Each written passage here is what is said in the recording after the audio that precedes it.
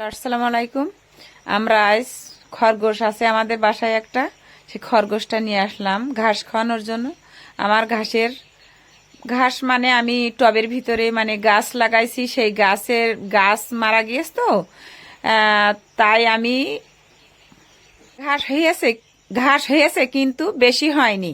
তো সেইভাবে আমি টবের ভিতরে দেখেন আমি বসাই দিয়েছি, ও টুকটুক করে খাচ্ছে। এবারে আমি চলে যাব আমার অন্যান্য গাছ দেখানোর জন্য।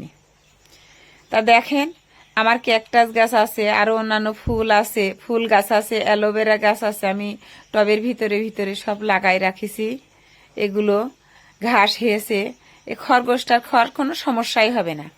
এই যে এই ঘাসগুলোই ফুল হয়েছে। আমরা কিন্তু ছোটবেলায় এই ঘাসগুলোরে বলতাম ভুরো, কিন্তু ভুরো না, এইগুলো আমি এখন জানি সবাই বলে যে শ্যামা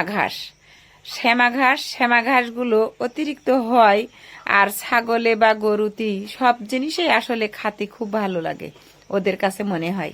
তা ওরা আসলেই খায়। দেখেন আমি টবের ভিতরে যে ফুল গাছটা লাগাইছি, এবারে এই ফুল গাছটাই এখন তো ফুল ফুটবে না, ফুল ফোটে ওরা 10টা 11টার দিকে।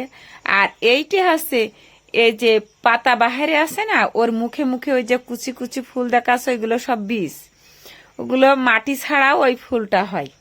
আর এই ফুলটা দেখেন এখনো ফুল ফুটিনি, আর এইগুলা এই যে আজকে ফুটে যাবে, সুন্দর দেখা যাবে। আর তো হয়তো বা দেখাতে পারবো না। আমরা চলে যাচ্ছি এবারে আমার ড্রাগন গাছ। এই যে বাড়ির আশপাশে যে এই যে আমার যে গাছগাছালি আছে, দেখেন কত সুন্দর আমার বাড়ির পরিবেশটা, আসলে সুন্দর। মানে সবার গোয়াল গরুর ঘর আছে, রান্নাঘর আছে, সব কিছুই আছে। গ্রামাঞ্চলে কি যে রান্নাঘর বাহিরে একটা করে থাকবেই। এই দেখেন তারপর আমি চলে আসলাম এই যে ড্রাগন গাছ। এই ড্রাগন গাছটাই এ দেখেন কত পার্সি ছাড়ছে, ডালপালা অতিরিক্ত ছাড়ছে, ডালপালা এবার খরার ভিতরে হতে পারিনি। আর এই যে দেখেন এই ড্রাগন ধরেছে, অল্প ধরছে, যে ভিতরে দেখা যাচ্ছে, এই যে এইভাবে দেখাচ্ছে অনেকগুলোই ধরেছে। এর আগে এক পিস পাকছিল, সেইটা আমার ছেলে ঢাকায় যাওয়ার সময় খেয়ে গিয়েছে। ছেলে আসলে ড্রাগন খাইতে ভালোবাসে না, মেয়েটাই খেয়েছে। আর এই দেখেন ড্রাগন কত সুন্দর ধরে রয়েছে।